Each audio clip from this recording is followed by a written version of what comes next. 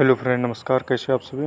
आशा करता हूँ आप सभी बहुत अच्छे होंगे। तो जैसे कि आप सभी को पता है कि सीएससी का जो है मतलब सर्टिफिकेट लेने के लिए, सीएससी अप्लाई करने के लिए सबसे पहले टीईसी का एग्ज़ाम देना पड़ता है। ठीक है, तो टीईसी का जो एग्ज़ाम होता है उसके बारे में हम जो है कंप्लीट आपको जानकारी देने वाले हैं। ठीक है, मतलब जो क्वेश्चन पूछा जाता है उसी के हिसाब से। तो आप कम्प्लीटली इसको देखिएगा और अच्छा लगेगा तो लाइक कीजिएगा, और जो है पहली बार जुड़े हो तो चैनल को सब्सक्राइब ज़रूर कीजिएगा। ठीक है, निश्चित रूप से 100% आप जो है पास हो जाएंगे, ये मेरा गारंटी है। लेकिन हाँ, एक चीज़ विशेष ध्यान रखेंगे कि जो भी क्वेश्चन, हम तो अभी क्वेश्चन सीरीज भी लाएंगे, लेकिन अभी जो है ये उसका थ्योरेटिकल जैसे क्वेश्चन पूछे, क्योंकि अब जो है बदले हुए पैटर्न जो भी क्वेश्चन आ रहे हैं वो काफ़ी थ्योरेटिकली से पूछा जा रहा है। ठीक है, तो इसको बहुत दूसरों के बहकावे में इसको हल्के में मत लीजिए। ठीक है, क्योंकि क्वेश्चन जो पूछा जा रहा है अब डायरेक्टली नहीं पूछा जा रहा है, इनडायरेक्टली थ्योरेटिकली पूछा जा रहा है, इसीलिए इसको विशेष ध्यान रखेंगे। ठीक है, जैसे स्टेटमेंट टाइप हो गया, तो आप जैसे भी क्वेश्चन पूछा जाए आप थ्योरी, लेकिन हाँ टॉपिक आपका सेम वही रहेगा। ठीक है, तो आप टॉपिक को समझने की कोशिश करें। ठीक है, और रटने की बिल्कुल कोशिश ना करें, क्योंकि रटने से जो है आपका काम नहीं होना, क्योंकि समझना पड़ेगा इसको। ठीक है, जब इसका सॉल्यूशन हो पाएंगे। ठीक है, तो चलिए हम स्टार्ट करते हैं। तो एक एक सीरीज को देखिए। ठीक है, ठीक है, थैंक यू आप सभी जो है हमारे साथ बनने के लिए। ठीक है, तो कंटिन्यू आप सभी, और ये निश्चित रूप से आपको 100% पास होने की हम गारंटी लेते हैं, क्योंकि हम ऑलरेडी इसमें वर्क कर रहे हैं, हमें अच्छा खासा इसका एक्सपीरियंस है। ठीक है, तो इस बात को आप समझ सकते हैं। ठीक है, दिव्या मैडम, मैंने व्यापार में लेन देन के बारे में भी सुना है। क्या आपके पास इस विषय के बारे में कोई विचार है? निश्चित रूप से एक कारक व्यापार के लेन देन को रिकॉर्ड करना भी है। व्यापार लेन देन के रिकॉर्ड के बिना ये बहुत मुश्किल होगा कि क्या व्यवसाय लाभ में है या हानि में। क्या आप मुझे बता सकते हैं कि व्यापार में लेन देन कैसे किया जाता है? जरूर। इसके लिए आपको सबसे पहले व्यापार लेन देन को रिकॉर्ड करने के लिए उपयोग किए जाने वाले 3 वित्तीय विवरणों के बारे में जानना होगा। वो क्या है? व्यवसाय के लेन देन को रिकॉर्ड करने और रिपोर्ट करने के लिए उपयोग किए जाने वाले 3 वित्तीय विवरण हैं: तुलन पत्र यानी बैलेंस शीट, लाभ और हानि बयान यानी प्रॉफिट एंड लॉस स्टेटमेंट, और नकद आमद विवरण यानी स्टेटमेंट ऑफ कैश फ्लोज। आइए पहले जानें कि बैलेंस शीट क्या है। बैलेंस शीट एक व्यवसाय की सभी मौजूदा परिसंपत्तियों, देनदारियों और इक्विटी का रिकॉर्ड है। यह पूंजी के उपयोग को मापता है। पूंजी के स्रोतों के बराबर होनी चाहिए। उससे हम यह अनुमान लगा सकते हैं कि कुल संपत्ति कुल देयता और इक्विटी के बराबर है।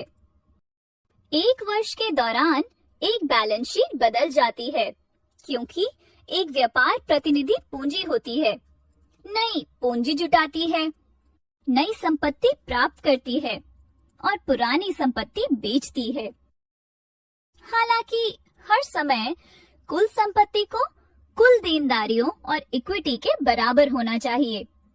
एक बैलेंस शीट में इक्विटी और देनदारियां पहले आती हैं, जिसके बाद परिसंपत्ति होती है।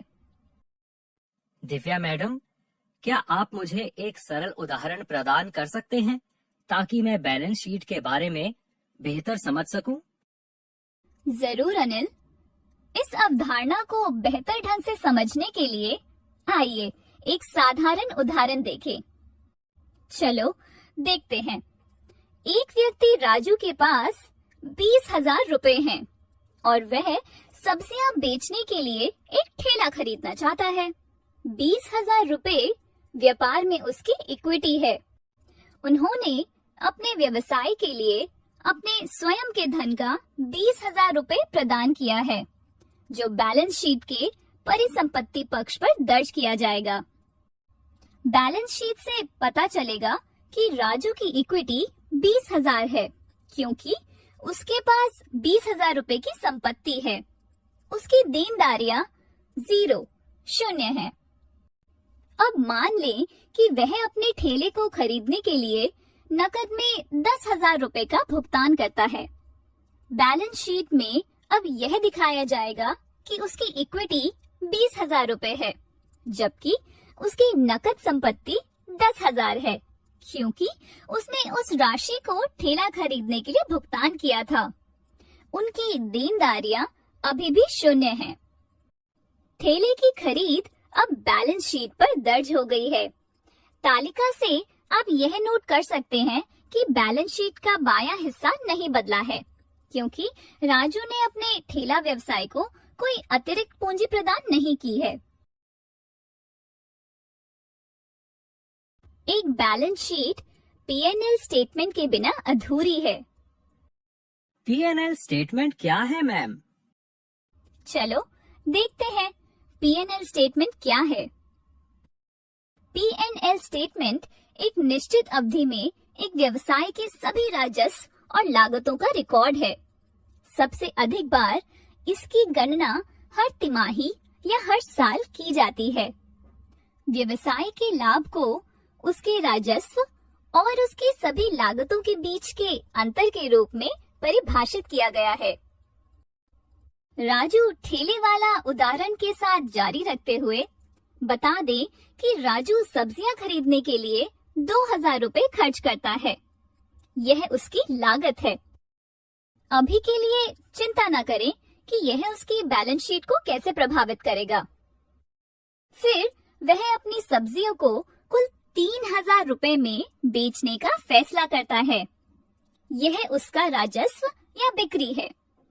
उसके P&L स्टेटमेंट को अब कुल राजस्व के रूप में 3,000 रुपए के रूप में दिखाया जा सकता है, जबकि सब्जियों को खरीदने की लागत 2,000 रुपए है।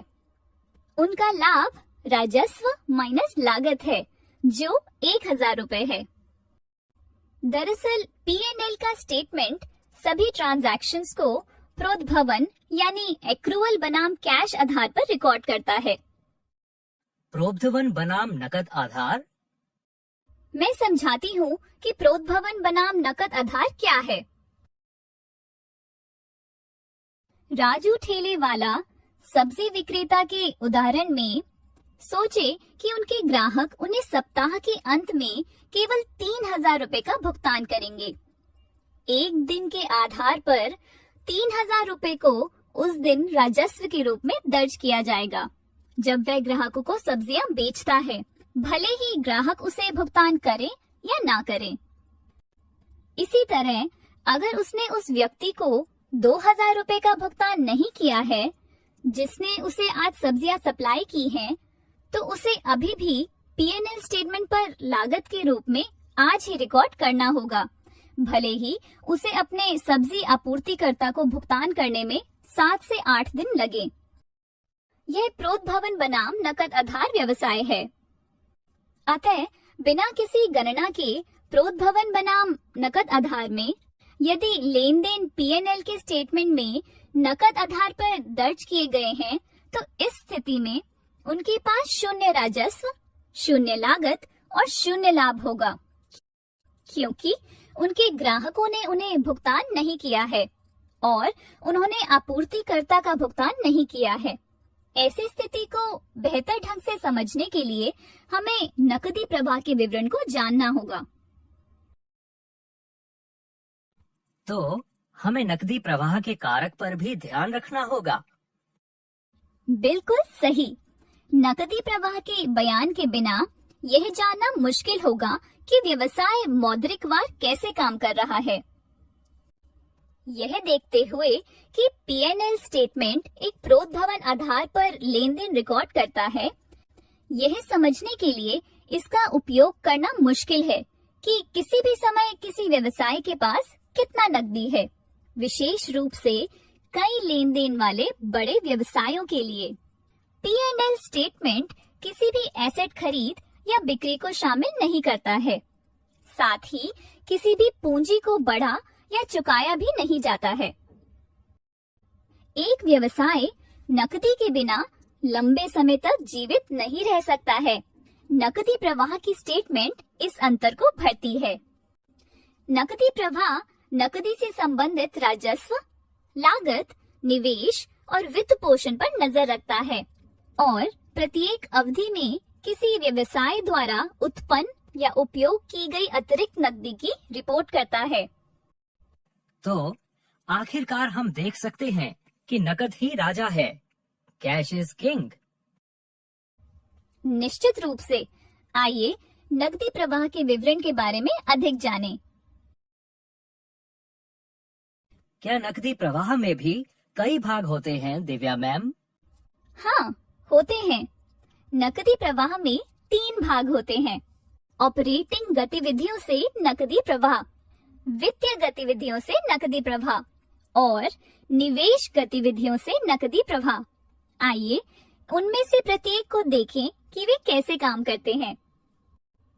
पहला ऑपरेटिंग गतिविधियों से नकदी प्रवाह है।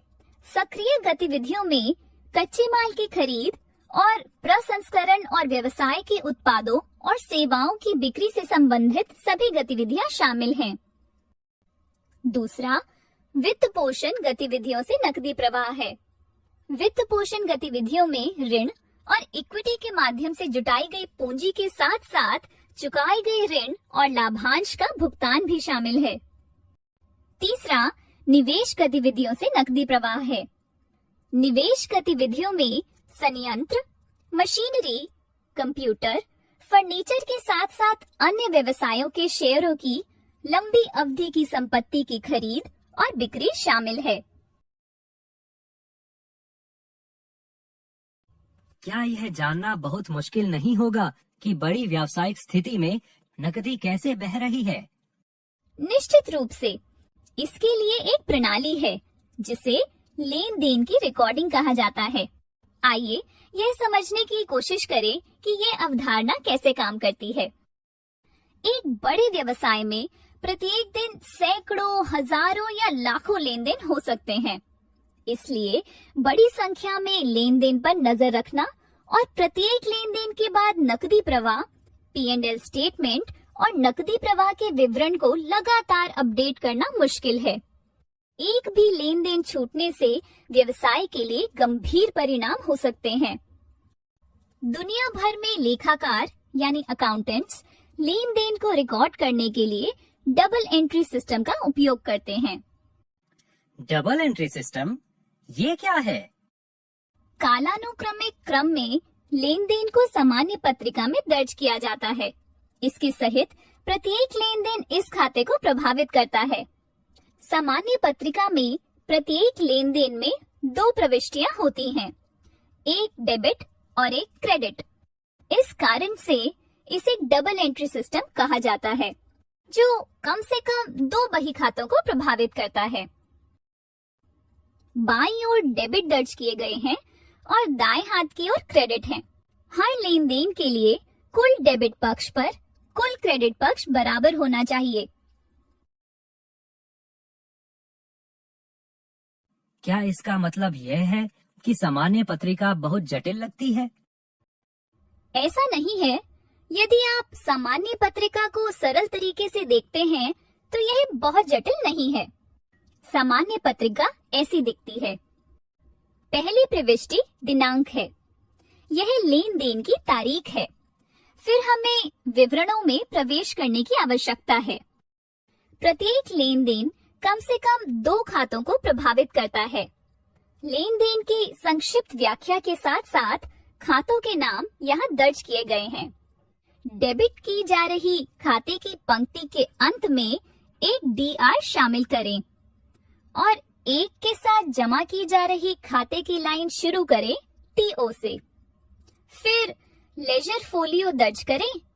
पत्रिका से प्रविष्टियां बही खाते में पोस्ट की जाती हैं। यह कॉलम बही खाते की पृष्ठ संख्या दर्ज करता है जिसमें प्रविष्टि की जाती है। यह डेबिट या क्रेडिट है।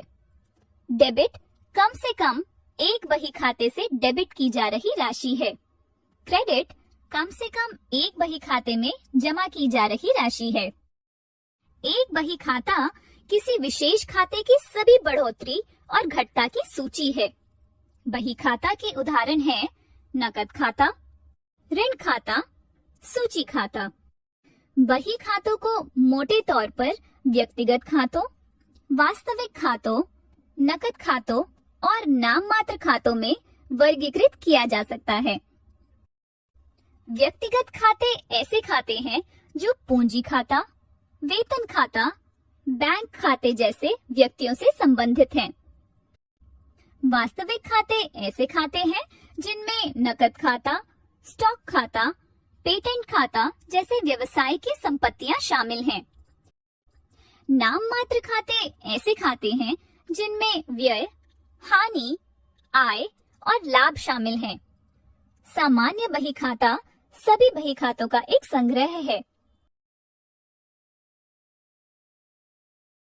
अब सिद्धांत यह है कि कैसे निर्धारित किया जाए कि कुछ डेबिट है या क्रेडिट। अच्छा, यह कैसे करते हैं? सिद्धांत व्यक्तिगत खातों, वास्तविक खातों और नाम मात्र खातों पर निर्भर करता है ताकि डेबिट या क्रेडिट की जांच की जा सके। व्यक्तिगत खातों में डेबिट लेने वाला है और क्रेडिट देने वाला है। वास्तविक खातों में डेबिट वही है जो अंदर आता है और क्रेडिट जो बाहर जाता है। नाम मात्र के खातों में डेबिट सभी घाटे और खर्च है और क्रेडिट सभी लाभ और आय हैं। अब फिर से यदि आप राजू ठेले वाले के उदाहरण को देखें और उन्होंने अपना व्यवसाय कैसे शुरू किया तो आप बेहतर समझ पाएंगे।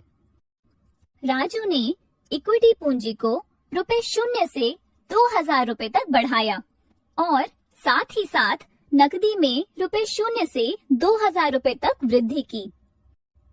नकद एक वास्तविक खाता है क्योंकि यह व्यवसाय के स्वामित्व में है और यह व्यवसाय में आ रहा है।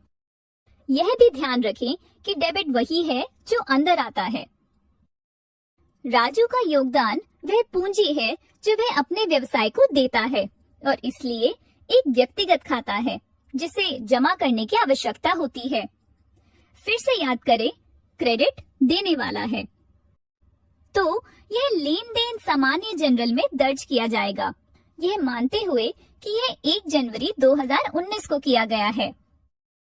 3 जनवरी 2019 को उन्होंने सब्जियां खरीदने के लिए 2000 रुपए खर्च किए और उन्हें 3000 रुपए के लिए बेच दिया।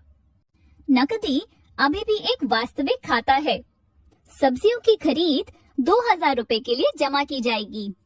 क्रेडिट वही है जो बाहर जाता है। उसी समय बिक्री 3000 रुपए के लिए डेबिट की जाएगी। खरीद और बिक्री खाते नाम मात्र खाते हैं। यहाँ क्रेडिट सभी मुनाफे और आय हैं और डेबिट सभी नुकसान और खर्च है। ये लेन देन सामान्य बही खाते में दर्ज किया जाएगा जैसा कि स्क्रीन पर दिखाया गया है। यह पहले तिथि के साथ शुरू होता है, फिर विवरण, फिर डेबिट और अंत में क्रेडिट पर, जैसा कि हम पहले ही चर्चा कर चुके हैं। सामान्य बही खाते में उसका नकद खाता स्क्रीन पर दिखाया गया है। यहाँ ब्यौरे और राशियों पर प्रकाश डाला गया है। आप यह भी देख सकते हैं कि सबसे ऊपर यह DR के साथ शुरू होता है और CR के साथ अंत होता है। यह डेबिट और क्रेडिट के बारे में है। राजू का पूंजी खाता सामान्य बही खाते में स्क्रीन पर दिखाया गया है। ठेला खाता स्क्रीन पर दिखाया गया है। खरीद खाता स्क्रीन पर दिखाया गया है। चूंकि उन्होंने 2000 रुपए में सब्जियां खरीदी थी, इसलिए इसे नकद खाता पंक्ति में दर्ज किया गया है। राजू का बिक्री खाता स्क्रीन पर दिखाया गया है। जैसा कि उन्होंने सब्जियों को 3000 रुपए में बेचा था, यह राशि के साथ विशेष कॉलम में दर्ज किया गया है। अब क्या आप समझ सकते हैं कि बही खाते में प्रविष्टियां कैसे की जाती हैं, अनिल? अब मुझे समझ में आया है कि कैसे व्यापार लेन देन रिकॉर्ड किया जाता है। धन्यवाद दिव्या मैम। आपका स्वागत है, Anil. Divya ma'am, balance sheet सभी व्यवसायों में इतनी महत्वपूर्ण भूमिका निभाती है, मैं इसके बारे में अधिक जानना चाहता हूँ। जरूर अनिल, बैलेंस शीट के साथ साथ P&L स्टेटमेंट सभी प्रकार के व्यवसाय में महत्वपूर्ण भूमिका निभाता है। मैं आपको उन दोनों के बारे में अधिक विवरण में बताती हूँ। बैलेंस शीट एक विशेष तिथि के रूप में किसी व्यवसाय की वित्तीय स्थिति का प्रतिनिधित्व करती है, आमतौर पर एक तिमाही या वित्तीय वर्ष के अंत में। इसे 2 भागों में विभाजित किया गया है, संपत्ति और देयताएं। संपत्ति या पूंजी के उपयोग में व्यवसाय के साथ साथ व्यवसाय के स्वामित्व में होने वाली सभी सामान और संपत्ति शामिल है। देनदारियों में देनदारियां और शेयर धारकों की इक्विटी या पूंजी का स्रोत शामिल है। इसमें व्यवसाय की सभी राशियां और ऋण शामिल हैं और व्यवसाय में शेयर धारकों को स्वामित्व हित है। आपको उसी समय याद रखना चाहिए कि कुल संपत्ति कुल देयताओं और शेयर धारकों की इक्विटी के बराबर है। क्या आप जानते हैं कि संपत्ति और देनदारियों को 2 कैटेगरी में वर्गीकृत किया जाता है अनिल? नहीं मैम, वे क्या हैं? दोनों परिसंपत्तियों और देनदारियों को वर्तमान और गैर वर्तमान के रूप में वर्गीकृत किया गया है। वर्तमान उन वस्तुओं को संदर्भित करता है जो आगामी वित्तीय वर्ष में होने वाले हैं, यानी वे अगले 1 वर्ष के भीतर होने वाले हैं। गैर वर्तमान उन वस्तुओं को संदर्भित करता है जो 1 वर्ष के बाद होने वाले हैं। आप वर्तमान को शॉर्ट टर्म और गैर वर्तमान को लॉन्ग टर्म मान सकते हैं। परिसंपत्तियों को वर्तमान और गैर वर्तमान परिसंपत्तियों के रूप में वर्गीकृत किया गया है। वर्तमान परिसंपत्तियां वे परिसंपत्तियां हैं जिनके 1 वर्ष के भीतर बेचे जाने या नकद में परिवर्तित होने या उपभोग होने की संभावना है। गैर वर्तमान संपत्तियों में संयंत्र, संपत्ति और उपकरण यानी PPE शामिल है, जो आमतौर पर 1 वर्ष से अधिक समय तक रहता है। आइए विभिन्न प्रकार की वर्तमान परिसंपत्तियों के बारे में अधिक चर्चा करें। वर्तमान संपत्ति के सामान्य प्रकार हैं नकद, इन्वेंट्री, प्राप्य और अल्पावधि ऋण और अग्रिम। अब उनमें से प्रत्येक को देखें। नकद वित्तीय अवधि के अंत में व्यवसाय द्वारा बैंक खातों में रखी गई राशि है। इन्वेंटरी कच्चे माल का मूल्य, कार्य प्रक्रिया और व्यापार द्वारा आयोजित माल का मूल्य है। प्राप्य अपने ग्राहकों या ग्राहकों से व्यवसाय के कारण वे राशियां हैं जिनके लिए सामान या सेवाएं पहले ही प्रदान की जा चुकी हैं। ये आमतौर पर क्रेडिट पर की गई बिक्री होती है। अल्पकालिक ऋण और अग्रिम आपूर्तिकर्ता जैसे अन्य संस्थानों को दिए गए ऋण और अग्रिम है, जो 1 वर्ष के भीतर होने वाले हैं। इससे पहले हमने राजू ठेलेवाला नामक एक छोटे व्यवसायी के बारे में चर्चा की है। क्या हम उसके मामले में विभिन्न प्रकार की वर्तमान संपत्तियां लागू कर सकते हैं? जरूर अनिल, आइए देखें कि उसके मामले में ये सब कैसे लागू होता है। चलो राजू ठेले वाले के पास वापस जाएं। याद रखें, उन्होंने सब्जियों को 3,000 रुपए में बेचा था। पिछली बार हमने यह मान लिया था कि उन्होंने अपनी सब्जियों का पूरा स्टॉक बेच दिया है और उन्होंने अपने ग्राहकों से 3,000 रुपए की नकदी प्राप्त की है। इस बार उनके व्यापारिक व्यवहार में कुछ बदलाव करते हैं। आप मान लीजिए वह अपने द्वारा खरीदे गए 2,000 रुपए मूल्य की सब्जियों में से केवल 1,500 रुपए मूल्य की सब्जियां ही बेच पाया। इसके अलावा उनका अपने कुछ ग्राहकों के साथ एक अनौपचारिक समझौता है, जो उन्हें हर 15 दिन में केवल 1 बार भुगतान करते हैं। दूसरे शब्दों में, वह मूल्यवान ग्राहकों को क्रेडिट प्रदान करता है। उन्होंने सब्जियों को कुल 2,250 रुपए में बेचा, जिसके लिए उन्हें नकद में 1,500 रुपए मिले और शेष 750 रुपए का भुगतान 2 सप्ताह के बाद किया जाएगा। याद रखें, राजू की बैलेंस शीट स्क्रीन पर दिखाई गई है। जैसा कि उसने अपने ठेले को खरीदने के बाद दिखाई थी। जब वह अपने ग्राहकों को सब्जियां बेचता था, तो उसे अपने कुछ ग्राहकों से 1500 रुपए नकद भी मिलते थे। तो अब उसका कैश बैलेंस 10,000 माइनस 2,000 प्लस 1500 है, जो कि 9,500 के बराबर है। उन्होंने अपनी 500 रुपए की सब्जियां नहीं बेची हैं, जो अब परिसंपत्ति पक्ष में सूची के रूप में दिखाई देगी। यह विशेष रूप से एक वर्तमान संपत्ति है। उसे कुछ ग्राहकों से 750 रुपए भी नहीं मिले हैं। यह राशि अब परिसंपत्ति पक्ष में प्राप्य के रूप में दर्ज की जाएगी। यह फिर से एक वर्तमान संपत्ति है। यहाँ राजू की अद्यतन संपत्ति की तालिका है। आप देख सकते हैं कि उनकी संपत्ति उस राशि के लिए शुरू होती है जो उन्होंने ठेले के लिए भुगतान की है, जो कि 10,000 रुपए है। फिर वर्तमान संपत्ति के रूप में उनके पास 9,500 रुपए की नकदी है। उनकी सूची में 500 रुपए की राशि है, जबकि उनके कुछ ग्राहकों से प्राप्य के रूप में उनके पास 750 रुपए की राशि है। तो उसकी कुल वर्तमान संपत्ति 10,750 है। ठेले की कीमत के साथ उसकी कुल संपत्ति अब 20,750 है। यह समझना आसान था। अब गैर वर्तमान परिसंपत्तियों के बारे में क्या गैर वर्तमान संपत्ति भी विभिन्न प्रकार की है, मैम? हाँ अनिल, है। मैं आपको सामान्य प्रकार की गैर वर्तमान संपत्तियों के बारे में बताती हूँ। सामान्य प्रकार की गैर वर्तमान संपत्ति है मूर्त संपत्ति, अमूर्त संपत्ति, गैर वर्तमान निवेश और दीर्घकालिक ऋण और अग्रिम।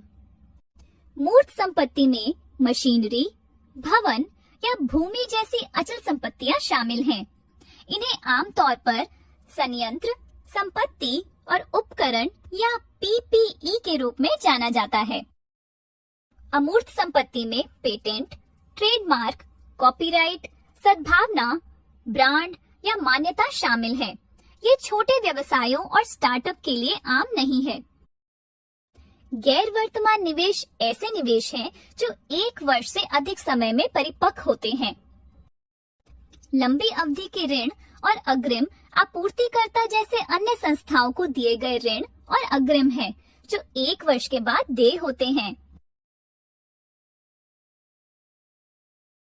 अब राजू ठेले वाले के मामले में गैर वर्तमान संपत्तियों को लागू करते हैं। हाँ, मैं जानना चाहूँगा कि यह कैसे काम करता है। राजू ने अपने ठेले को खरीदने के लिए 10,000 रुपए खर्च किए। यह उनके व्यवसाय की अचल संपत्ति है। उसके पास कोई अन्य गैर वर्तमान संपत्ति नहीं है। यह राजू की अद्यतन संपत्तियों की तालिका है। जैसा कि हमने पहले चर्चा की है, उसकी गैर वर्तमान संपत्ति उसकी वर्तमान संपत्ति के बराबर है। संपत्ति के बाद आती हैं देनदारियां। क्या देनदारियों को भी अलग तरह से वर्गीकृत किया जाता है, मैम? हाँ अनिल, मैं आपको देनदारियों के बारे में और बताती हूँ। परिसंपत्तियों की तरह देनदारियों को भी वर्तमान और गैर वर्तमान देनदारियों के रूप में वर्गीकृत किया जाता है। वर्तमान देनदारियां देयताएं हैं जो 1 वर्ष के भीतर हो जाती हैं। गैर वर्तमान देनदारियां देयताएं हैं जो 1 वर्ष के बाद होती हैं। वर्तमान देनदारियों के सामान्य प्रकार हैं भुगतान, अल्पकालिक ऋण और दीर्घकालिक ऋण का वर्तमान हिस्सा। भुगतान वे व्यय हैं जो किए गए हैं लेकिन अभी तक भुगतान नहीं किए गए हैं, लेकिन 1 वर्ष के भीतर भुगतान करने की आवश्यकता है। अल्पकालिक ऋण वह ऋण है जो अगले 1 वर्ष के भीतर देय हैं। दीर्घकालिक ऋणों का वर्तमान हिस्सा दीर्घकालिक ऋणों का वह हिस्सा है जो अगले 1 वर्ष में देय है। गैर वर्तमान देनदारियों में मुख्य रूप से किसी भी प्रकार का उधार या ऋण या कर्ज शामिल होता है जो 1 वर्ष के बाद चुकाया जाना है।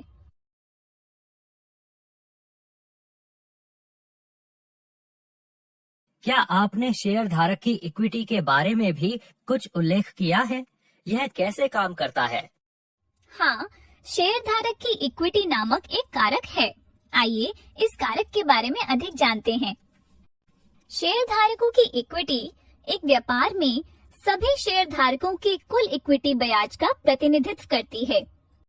यह कंपनी के निवल मूल्य का प्रतिनिधित्व करता है, जो कि व्यवसाय की संपत्ति और देनदारियों के बीच का अंतर है।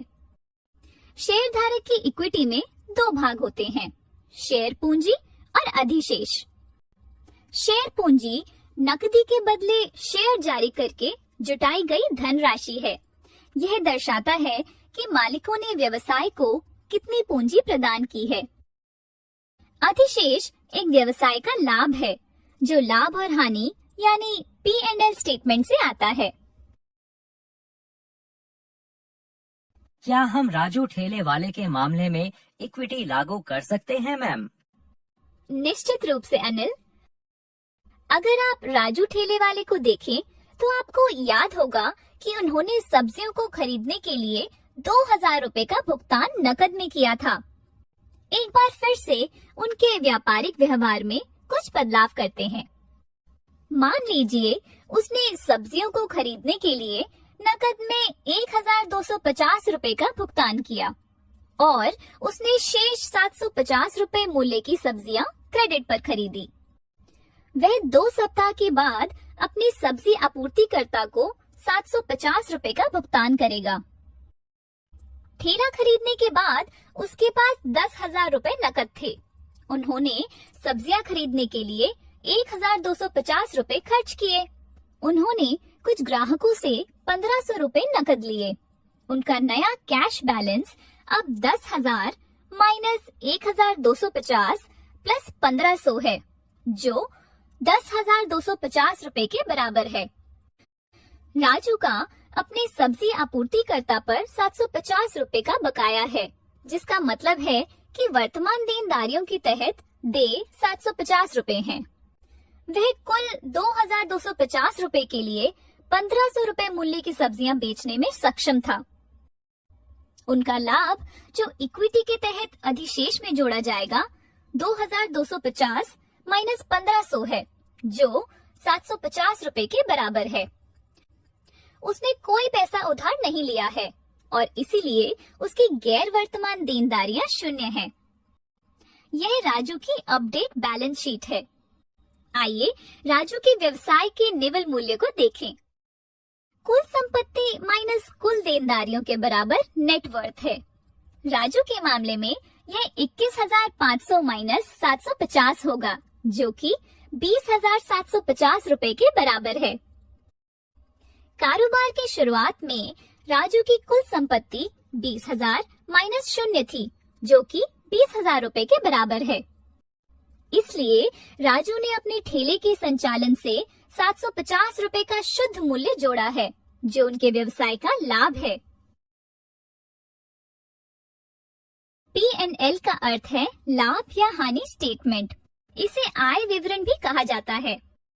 यह उस अवधि के लिए व्यापार के परिचालन परिणामों को दर्शाता है, जो 1 वर्ष या एक पूरे वर्ष का 1/4 हो सकता है। लाभ और हानि के बाद शुद्ध आय राजस्व माइनस व्यय के बराबर है। कोई भी आय या लाभ जो शेयर धारकों को भुगतान नहीं किया जाता है, उसे प्रतिधारित आय कहा जाता है। बैलेंस शीट के शेयर होल्डर्स इक्विटी हिस्से पर सरप्लस के तहत बैलेंस शीट पर समय के साथ प्रतिधारित कमाई जमा होती है। राजू के लिए अधिशेष 750 रुपए था। मैम, आपने इन्वेंट्री नामक कारक के बारे में भी बताया था। यह व्यापार में कैसे कार्य करता है? हाँ, मैं आपको इन्वेंट्री के फंक्शन के बारे में बताती हूँ। और यह है क्या? इन्वेंट्री बिक्री के लिए रखे गए सामान या उत्पादों के निर्माण में उपयोग की जाने वाली वस्तुएं हैं, जिन्हें बेचा जाएगा। बैलेंस शीट पर इन्वेंट्री के तहत आयोजित इन्वेंट्री की लागत रिपोर्ट की गई है। एक बार जब इन्वेंट्री बेची जाती है, तो इसे अच्छी बिक्री की लागत के रूप में सूचित किया जाता है। P&L स्टेटमेंट में इसे COGS कहा जाता है। इन्वेंट्री की गणना इस सरल सूत्र द्वारा की जाती है।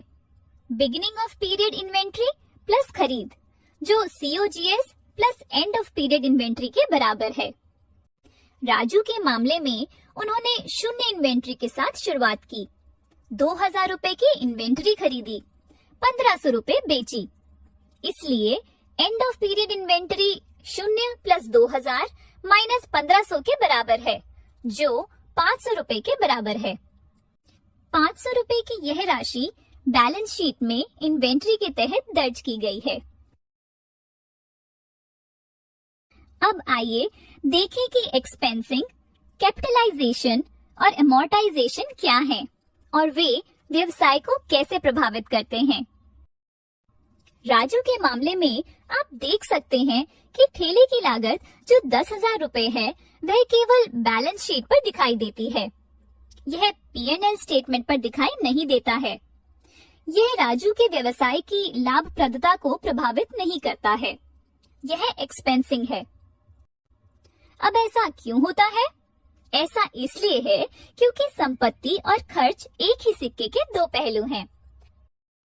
यदि लागत का लाभ उसी अवधि में अर्जित करने की अपेक्षा की जाती है जिसमें लागत खर्च की जाती है, तो उस अवधि में लागत को समाप्त कर दिया जाता है। दूसरे शब्दों में पूरी राशि उस अवधि के लिए P&L स्टेटमेंट पर खर्च के रूप में दिखाई देती है। कैपिटलाइजेशन या पूंजीकरण का मतलब है कि लागत की पूरी राशि को बैलेंस शीट में संपत्ति के रूप में दिखाया गया है। यदि लागत का लाभ भविष्य की अवधि में होने की उम्मीद है जब लागत खर्च की जाती है, तो उस अवधि में लागत को पूंजीकृत किया जाता है। पूंजीगत व्यय का उदाहरण संपत्ति, संयंत्र और उपकरण या PP&E। पूंजीगत लागत अंततः P&L स्टेटमेंट के लिए खर्च के रूप में ली जाती है। अमोर्टाइजेशन या परिशोधन भविष्य की अवधि के लिए किसी परिसंपत्ति के मूल्य को आवंटित करने की प्रक्रिया है, जब इसके लाभ अर्जित किए जाने की उम्मीद की जाती है, आमतौर पर संपत्ति के उपयोगी जीवन के ऊपर। उदाहरण के लिए, यदि किसी संपत्ति का उपयोगी जीवन 5 वर्ष का है, तो संपत्ति का मूल्य का 1/5 P&L स्टेटमेंट में उन प्रत्येक 5 वर्षों के दौरान खर्च के रूप में लिया जाएगा।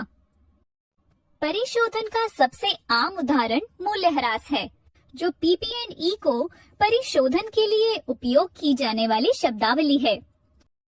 राजू के ठेले की लागत को उसके उपयोगी जीवन के लिए मूल्यह्रास किया जाएगा। यदि हम मानते हैं कि इसका उपयोगी जीवन 10 वर्ष है, तो 10,000 रुपए divide by 10 is equal to 1,000 रुपए है, जो अगले 10 वर्षों में से प्रत्येक के लिए P&L स्टेटमेंट पर वार्षिक मूल्यह्रास व्यय होगा। वित्तीय वर्ष के अंत में करों की गणना से पहले राजू के मुनाफे से 1,000 रुपए की कटौती की जाएगी। SG&A के खर्चों में बिक्री एजेंटों का वेतन और कमीशन शामिल है। विज्ञापन और प्रचार, यात्रा और मनोरंजन, अधिकारियों का वेतन, कार्यालय वेतन और कार्यालय का खर्च, इसमें आमतौर पर मूल्यह्रास व्यय शामिल है। एक P&L स्टेटमेंट ऐसा दिखता है। प्रत्येक व्यय में कटौती के बाद विभिन्न लाभ उपायों को बोल्ड में दिखाया गया है। शुक्रिया दिव्या मैम। अब मैं बैलेंस शीट और प्रॉफिट एंड लॉस स्टेटमेंट के बारे में बहुत कुछ जान गया हूँ। आपका स्वागत है अनिल। अनिल, क्या तुम जानते हो लागत व्यवसाय को प्रभावित करती है? लागत? किस तरह की लागत दिव्या मैम? लागत संसाधनों का मौद्रिक मूल्य है, जैसे सामग्री, श्रम और ओवरहेड्स, जिसका उपयोग किसी उत्पाद या सेवा की डिलीवरी में किया जाता है। कई मामलों में किसी सेवा की डिलीवरी में कोई सामग्री शामिल नहीं भी हो सकती है, तो व्यवसाय में लागत की भागीदारी व्यवसाय की प्रकृति से भिन्न होती है।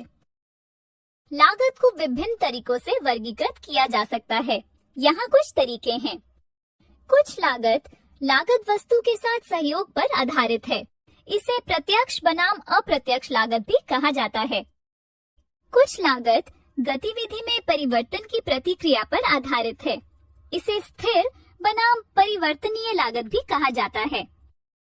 कुछ लागतें वित्तीय विवरणों के वर्गीकरण पर आधारित होती हैं।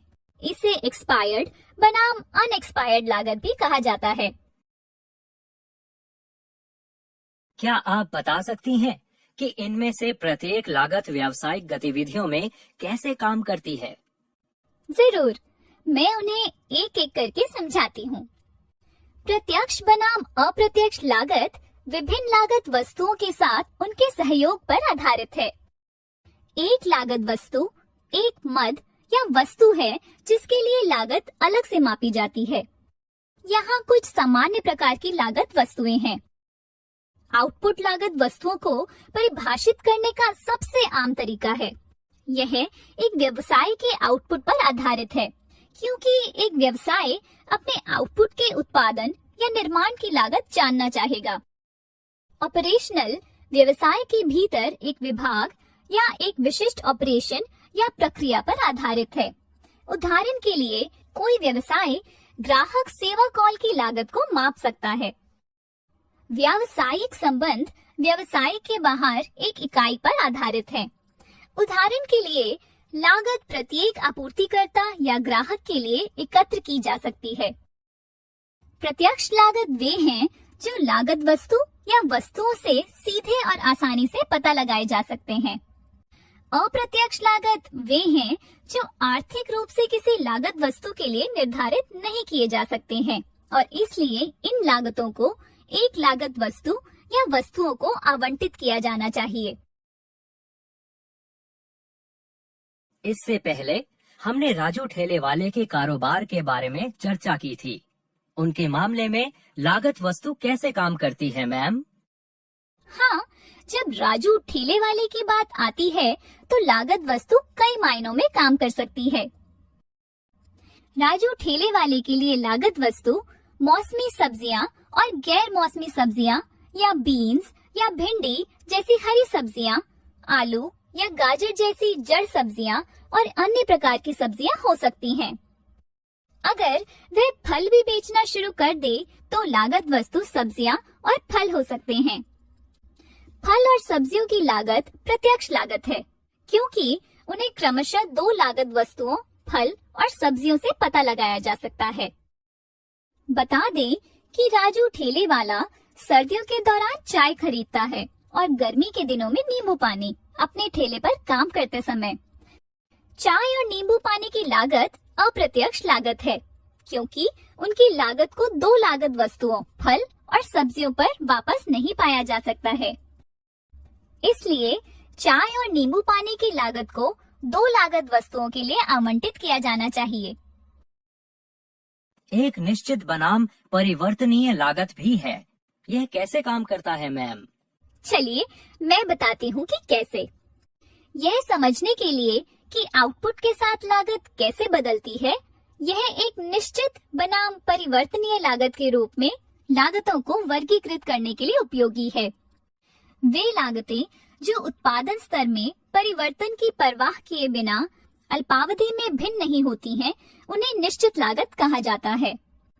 उत्पादन स्तर के साथ बदलती लागत को परिवर्तनीय लागत कहा जाता है। राजू ठेले वाले के लिए उसके ठेले की लागत तय है, क्योंकि यह इस बात पर निर्भर नहीं करता है कि वह कितने फल और सब्जियां बेचता है। चाय और नींबू पानी की लागत भी तय है, क्योंकि वे इस बात पर निर्भर नहीं करते हैं कि वह कितने फल और सब्जियां बेचता है। बेचे जाने वाले फलों और सब्जियों की लागत परिवर्तनशील होती है, क्योंकि यह इस बात से भिन्न होती है कि वह कितने फल और सब्जियां बेचता है। एक्सपायर्ड बनाम अनएक्सपायर्ड लागत के बारे में क्या? यह व्यवसाय में कैसे काम करता है मैम? एक्सपायर्ड बनाम अनएक्सपायर्ड लागत गणना यह जांचने में मदद करती है कि पूंजी का उपयोग कैसे किया जा रहा है। यह निर्धारित करने के लिए कि कोई लागत बैलेंस शीट या आय स्टेटमेंट पर दिखाई देनी चाहिए, लागत को एक्सपायर्ड बनाम अनएक्सपायर्ड लागत के तरीके से सोचना उपयोगी है। एक्सपायर्ड लागत वे है जो पूरी तरह से भस्म हो गए हैं या उन लाभों से जो व्यवसाय द्वारा प्राप्त किए गए हैं। अनएक्सपायर्ड लागत वे हैं जो अभी तक पूरी तरह से उपभोग नहीं किए गए हैं और उनका कुछ अवशिष्ट मूल्य है। यदि आप P&L स्टेटमेंट को देखते हैं तो आप देखेंगे कि सभी खर्चों की अवधि समाप्त हो चुकी लागतों के रूप में दर्शाई गई है, जबकि बैलेंस शीट पर परिसंपत्तियां अनपेक्षित लागतों का प्रतिनिधित्व करती हैं। राजू ठेले वाले के मामले में बेचे जाने वाले फलों और सब्जियों की लागत एक्सपायर्ड लागत है, क्योंकि वे बेची गई वस्तुओं की लागत के रूप में दिखेंगी, जिसे P&L स्टेटमेंट पर COGS कहा जाता है। फलों और सब्जियों की लागत जो अभी तक बेची नहीं गई हैं, वे अनएक्सपायर्ड लागत है, क्योंकि वे बैलेंस शीट पर इन्वेंट्री के तहत दिखाएंगे। उनके ठेले का वार्षिक मूल्यह्रास लागत एक्सपायर्ड लागत है और इसलिए P&L स्टेटमेंट पर दर्ज किया जाएगा। उनके ठेले का मूल्य मूल्यह्रास लागत का शुद्ध मूल्य अनएक्सपायर्ड लागत है और इसलिए बैलेंस शीट पर दर्ज किया जाएगा। बैलेंस शीट पर हर साल वार्षिक मूल्यह्रास लागत से ठेले की अनएक्सपायर्ड लागत कम हो जाएगी। यदि हम ठेले के लिए 10 साल की उपयोगी और 10,000 रुपए की प्रारंभिक लागत मानते हैं, तो इसकी 1 साल की अनएक्सपायर्ड लागत 9,000 रुपए होगी, 2 साल के बाद 8,000 रुपए और इसकी अनएक्सपायर्ड लागत 10 साल बाद शून्य हो जाएगी। क्या किसी व्यवसाय के सभी इनपुट को बिक्री योग्य आउटपुट में बदला जा सकता है? हाँ, बिल्कुल। मैं आपके लिए रूपांतरण की डिग्री विस्तृत करती हूँ। लगभग सभी व्यवसाय बिक्री योग्य आउटपुट में इनपुट को परिवर्तित या संशोधित करते हैं। इनपुट में आमतौर पर कच्चे माल, श्रम और ओवरहेड्स होते हैं। रूपांतरण की लागत एक व्यवसाय द्वारा किए गए रूपांतरण की डिग्री पर निर्भर है। आप रूपांतरण की 3 डिग्री के बारे में सोच सकते हैं: निम्न, मध्यम और उच्च। लगभग कोई भी भौतिक रूपांतरण के साथ स्थान, समय और विविधता के संदर्भ में ग्राहकों को सुविधा प्रदान करना रूपांतरण की कम डिग्री कहा जाता है। राजू ठेले वाले के उदाहरण में वह अपने ग्राहकों के लिए फलों और सब्जियों के स्थान और समय के संदर्भ में उपयोग में आसानी प्रदान करता है। आउटपुट में दृश्यमान रूपांतरण की कुछ मात्रा को रूपांतरण की मध्यम डिग्री कहा जाता है। उदाहरण के लिए राजू ठेले वाला अनावश्यक पत्तियों, जड़ों और डंठल को हटाता है, धोता है और फलों और सब्जियों को अपने ग्राहकों को बेचने से पहले प्लास्टिक में पैक करता है। इनपुट से आउटपुट में एक बड़ा परिवर्तन रूपांतरण की उच्च डिग्री कहा जाता है। इसका एक उदाहरण बजाज मोटर्स या हीरो मोटोकॉर्प जैसी 2 व्हीलर कंपनी होगी। वे धातु, प्लास्टिक और कांच से बने 2 पहिया वाहनों के विभिन्न भागों से युक्त इनपुट लेते हैं और इसे 2 पहिया वाहनों को मोटर में परिवर्तित करते हैं। Reliance fresh, D mart, big बाजार जैसी रिटेल कंपनियों के पास रूपांतरण की मध्यम से कम डिग्री है। Bajaj auto, hero MotoCorp, Amul, Asian paints या बॉम्बे डाइंग टेक्सटाइल्स जैसी विनिर्माण कंपनियों में उच्च स्तर का रूपांतरण होता है। उत्पाद की लागत बेची गई वस्तुओं या COGS की लागत के प्रमुख निर्धारक हैं, जो P&L स्टेटमेंट पर दिखाई देते हैं। वे राजस्व उत्पन्न करने के लिए उपयोग की जाने वाली वस्तुओं या सेवाओं की लागत का प्रतिनिधित्व करते हैं। 3 मुख्य घटक हैं: प्रत्यक्ष सामग्री, प्रत्यक्ष श्रम और ओवरहेड्स। आइए इनमें से प्रत्येक कारक के बारे में चर्चा करें। यह आउटपुट के उत्पादन में सीधे उपयोग की जाने वाली किसी भी सामग्री की लागत है। उदाहरण के लिए एक 2 पहिया वाहन के लिए इसमें इंजन, ईंधन टैंक, सदमे अवशोषक, दर्पण, हैंडल बार, पहिए या टायर की लागत शामिल होगी। हीरो मोटरकॉर्प, अमूल या एशियन पेंट्स जैसे निर्माण कंपनियों के लिए प्रत्यक्ष सामग्री लागत महत्वपूर्ण है। इन्फोसिस, विप्रो, भारतीय स्टेट बैंक या ICICI बैंक जैसी सेवा कंपनियों के लिए प्रत्यक्ष सामग्री लागत कम या महत्वहीन है। प्रत्यक्ष श्रम लागत एक उत्पाद के निर्माण या सेवा प्रदान करने में शामिल व्यक्तियों की लागत को संदर्भित करता है। लागत में शामिल व्यक्तियों को वेतन, बोनस, बीमा, पेंशन लाभ, अर्जित अवकाश शामिल है। इसमें आमतौर पर व्यक्तियों को भुगतान की गई ओवरटाइम लागत शामिल नहीं होती है। इसमें कार्यकारी, वेतनभोगी, बिक्री टीम को भुगतान किए गए कमीशन, विज्ञापन, प्रशासनिक भवन के लिए भुगतान किए गए उपयोगिताओं या व्यावसायिक उद्देश्य से निर्मित किसी भी अन्य संरचनाओं के वेतन शामिल नहीं हैं। ये सीधे किसी उत्पाद के निर्माण या किसी सेवा के वितरण में शामिल नहीं होते हैं। जबकि प्रत्यक्ष सामग्री लागत और प्रत्यक्ष श्रम लागत प्रत्यक्ष लागत है। ओवरहेड लागत में उत्पाद के निर्माण या किसी सेवा की डिलीवरी में अप्रत्यक्ष लागत शामिल होती है। उदाहरण के लिए, एक दोपहिया वाहन के निर्माण में गोंद की सही मात्रा और लागत और उपयोग किए गए स्क्रूज की सही संख्या या लागत का ट्रैक रखना बहुत मुश्किल होगा। गोंद और स्क्रूज की लागत अप्रत्यक्ष लागत होगी, लेकिन इनकी लागत को अभी भी उत्पाद लागत के तहत शामिल किया जाना चाहिए। यह जानने के लिए कि इन लागतों की गणना कैसे की जाती है, हमें लागत आवंटन के बारे में जानना होगा। जैसा कि हमने पहले ही चर्चा की है कि ओवरहेड्स जैसे अप्रत्यक्ष लागत को आसानी से किसी उत्पाद या सेवा में वापस नहीं पाया जा सकता है। इसलिए व्यवसायों को प्रत्येक उत्पाद या सेवा या मोटे तौर पर प्रत्येक लागत वस्तु को आवंटित करने की आवश्यकता होती है। लागत आवंटन एक ऐसी विधि है जिसके माध्यम से एक व्यवसाय विभिन्न लागत वस्तुओं में एक अप्रत्यक्ष लागत आवंटित या वितरित करता है। लागत आवंटन के 4 भाग हैं: लागत पूल, लागत वस्तुएं, लागत चालक और आवंटन मात्रा। आइए उनमें से प्रत्येक के बारे में चर्चा करें। लागत पूल, यह कुल अप्रत्यक्ष लागत है जिसे लागत वस्तुओं में आवंटित करने की आवश्यकता है। आइए उनमें से प्रत्येक के बारे में चर्चा करें। लागत ऑब्जेक्ट, जैसा कि हम पहले से ही जानते हैं, प्रत्यक्ष और अप्रत्यक्ष लागत में विभाजित है। लागत ड्राइवर को कुछ गुण या विशेषता के रूप में परिभाषित किया गया है, जिसे हम प्रत्येक लागत वस्तु के लिए माप सकते हैं। आवंटन की मात्रा सभी लागत वस्तुओं में लागत चालक राशियों का समुच्चय है। लागत आवंटन के चरण ओवरहेड दरों द्वारा निर्धारित किए जाते हैं। ओवरहेड दर आवंटन वॉल्यूम द्वारा विभाजित लागत पूल में राशि है। लागत का आवंटन जानने के लिए प्रत्येक लागत वस्तु में लागत चालक इकाइयों की संख्या से ओवरहेड दर को गुणा करें। अनिल, क्या आप जानते हैं कि एक राष्ट्र में उद्यमिता एक बड़ा प्रभाव कैसे पैदा कर सकती है?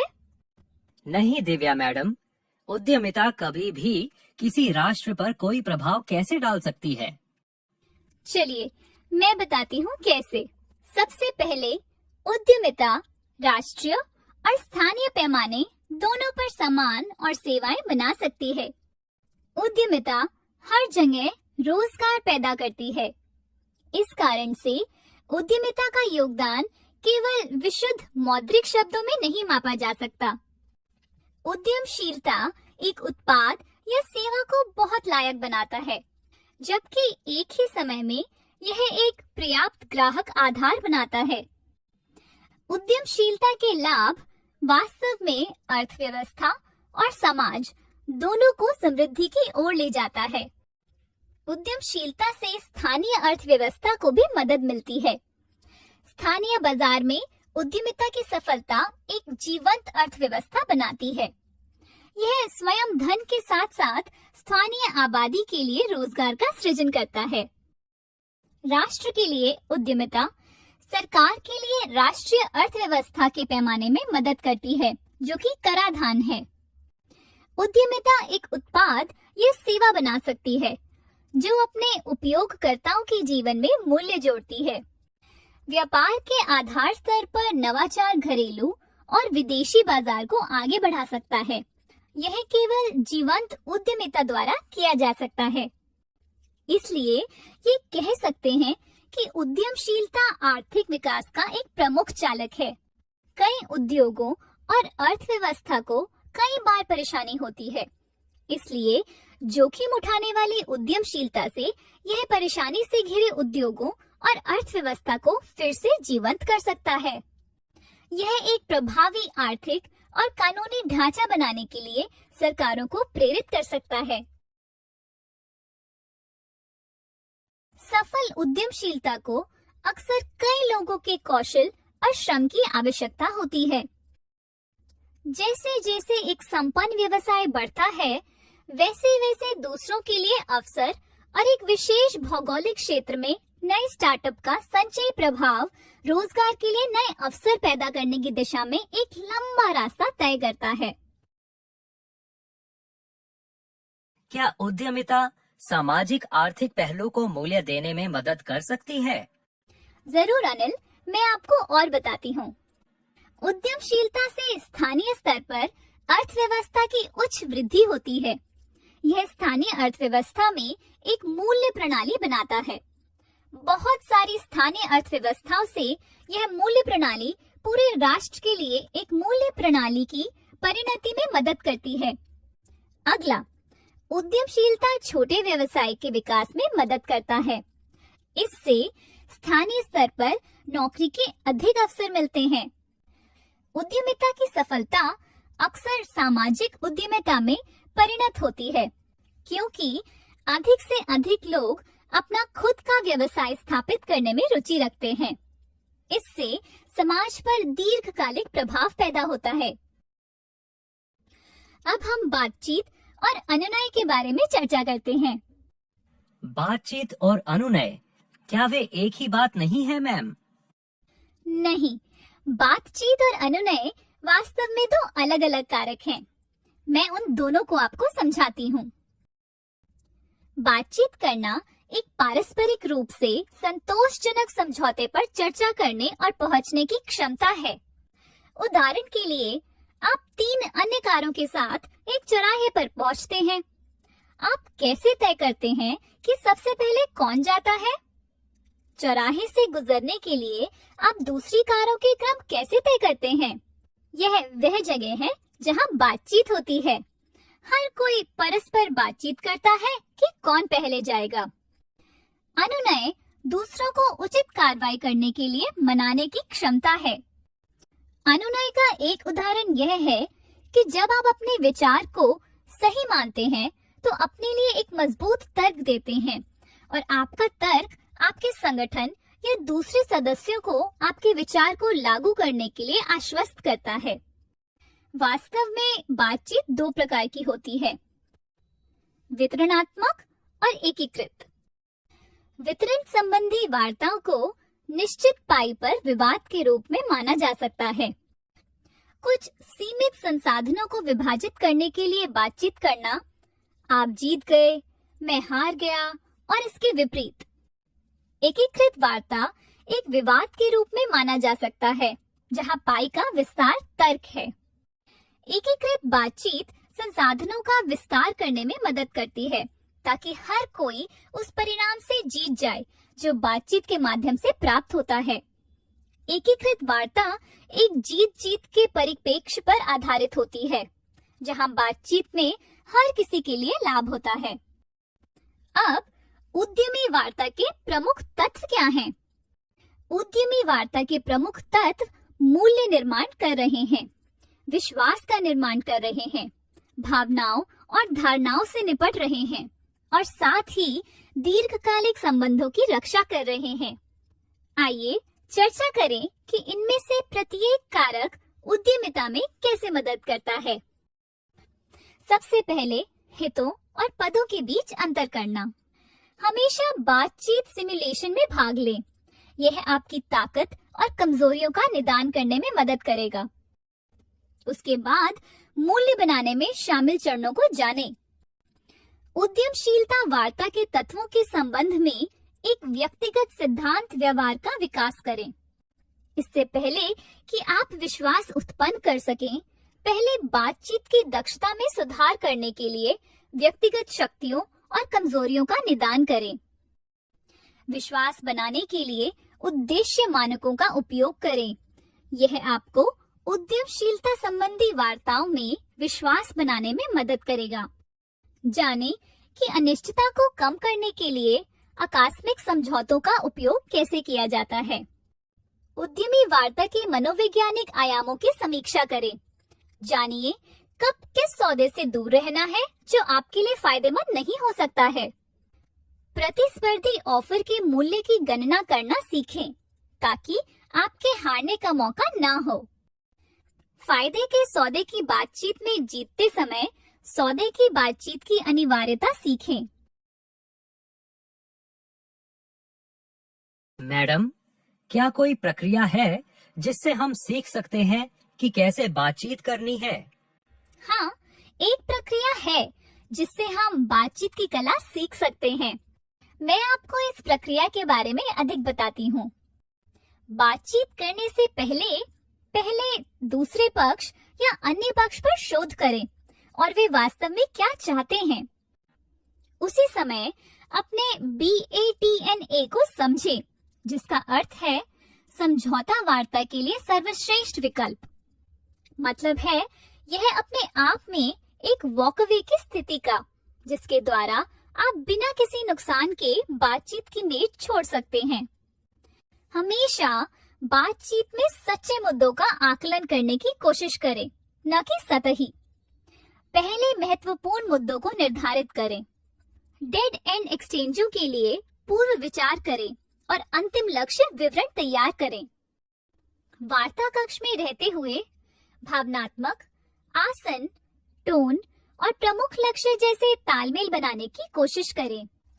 फिर उनके BATNA को समझने की कोशिश करें।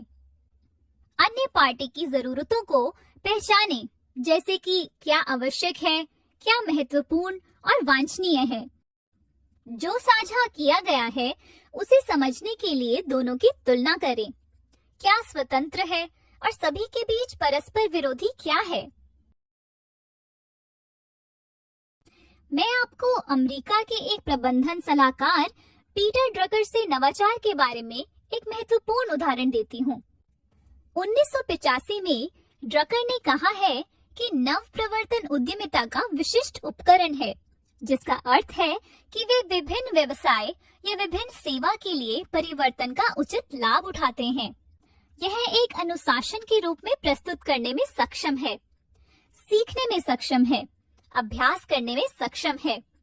उद्यमियों को नवाचार के स्रोतों, परिवर्तनों और उनके लक्षणों के लिए उद्देश्यपूर्ण खोज करने की आवश्यकता होती है, जो सफल नवाचार के लिए अवसरों का संकेत देते हैं और उन्हें सफल नवाचार के सिद्धांतों को जानने और लागू करने की आवश्यकता है। कई लोग पूछते हैं कि हमें नवाचार का अभ्यास क्यों करना चाहिए। नवाचार व्यक्तिगत और सामाजिक लाभ के लिए नियमित रूप से नए या अभिनव उत्पादों या सेवाओं का उत्पादन करने की क्षमता विकसित करने में मदद करता है। अभिनव नवीन उत्पादों और सेवाओं के साथ एक स्थायी व्यवसाय बनाने में मदद करता है। नवाचार गति और चपलता प्राप्त करने में मदद करता है, जो बाजार लाभ प्राप्त करने के लिए नई अवधारणाओं, दृष्टिकोण और प्रथाओं का फायदा उठाने के लिए आवश्यक है। क्या आप मुझे कुछ विशिष्ट तरीकों के बारे में बता सकते हैं जो सफल उद्यमी अभ्यास करते हैं? जरूर अनिल, सभी उद्यमियों के लिए कुछ विशिष्ट प्रथाएं हैं। आपको इन प्रथाओं के बारे में बताती हूँ। सबसे पहले हम उद्यमी गतिविधि को बढ़ावा देने के लिए संगठनों के अंदर पारिस्थितिक तंत्र कैसे विकसित कर सकते हैं। हम अनुक्रमित गतिविधि की बजाय उद्यमिता को मुख्य धारा का विषय कैसे बना सकते हैं। उत्तर एक जीवंत कोर पारिस्थितिक तंत्र के निर्माण में निहित है। उद्यमी नेता उद्यमशीलता की गतिविधि को एक मुख्य धारा की रणनीतिक गतिविधि के रूप में बढ़ावा देने के लिए संगठनों के अंदर उद्यमी पारिस्थितिकी तंत्र विकसित करते हैं। उद्यमी नेता दूसरों को व्यक्तिगत और अलग तरीके से सोचने के लिए प्रभावित करते हैं। वे दूसरों को अत्यधिक अनिश्चितता को अपनाने के लिए प्रेरित करते हैं। संगठन अपने आप में उद्यमशील नहीं है। जैसा कि सभी संगठन लोगों द्वारा बनाए जाते हैं, संगठनों में लोग उद्यमशील हो सकते हैं। संगठन लोगों को नहीं बनाते, लोग संगठन बनाते हैं। इसका मतलब यह है कि संगठन विफल नहीं होते, लोग असफल होते हैं। संगठन विकसित होते हैं, लेकिन अंदर के लोगों की सरलता, रचनात्मकता, संसाधनशीलता, कार्रवाई और नेतृत्व के बिना नहीं। एक संगठन को सफल बनाने के लिए आपको एक जनजाति में शामिल होने की आवश्यकता है। ऐसा इसलिए क्योंकि उद्यमियों को भौतिक समुदायों में सदस्य की आवश्यकता होती है, जहां विचारों को साझा और आकार दिया जा सकता है।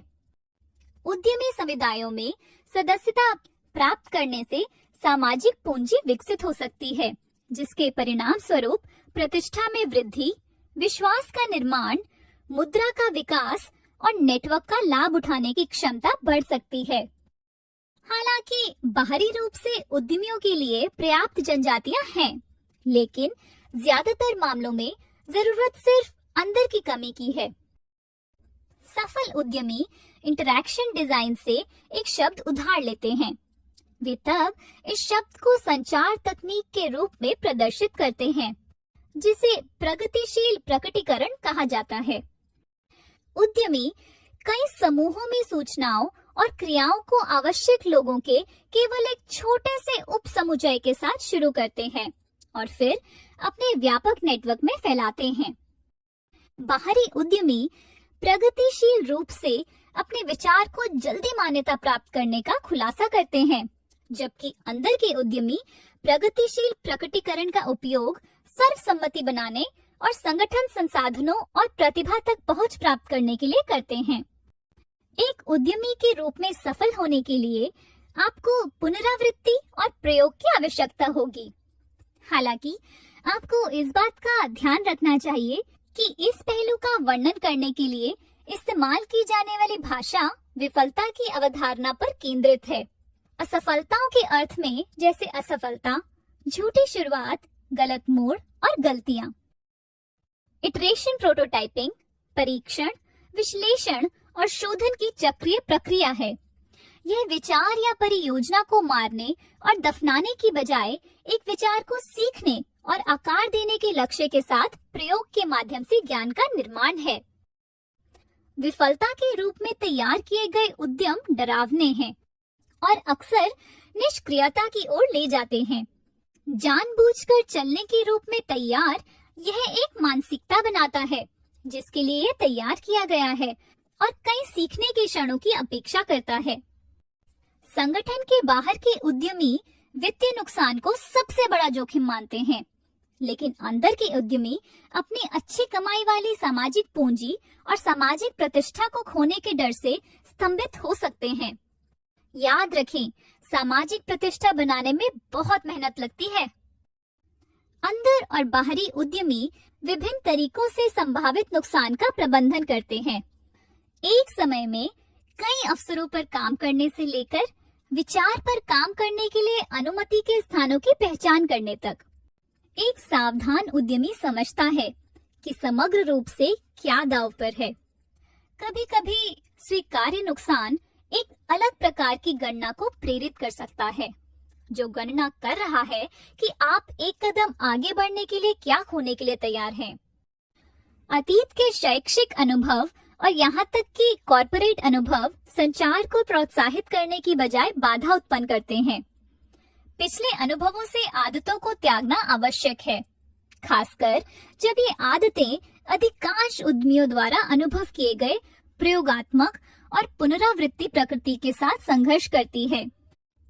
बाहर के उद्यमी पहले काम करते हैं और फिर उस काम को सीखते हैं, जबकि अंदर के लोगों को संगठन के इतिहास द्वारा बंधक बनाए जाने के बारे में चिंता करनी पड़ती है। अब क्या आप समझ सकते हैं एक सफल उद्यमी होने की बुनियादी आवश्यकताएं क्या है, अनिल? यह वास्तव में उद्यमिता प्रथाओं का एक बहुत ही सुंदर मार्ग है जिसे आपने समझाया है। मैंने अब बहुत सी नई चीजें सीख ली हैं। धन्यवाद। आपका स्वागत है, अनिल।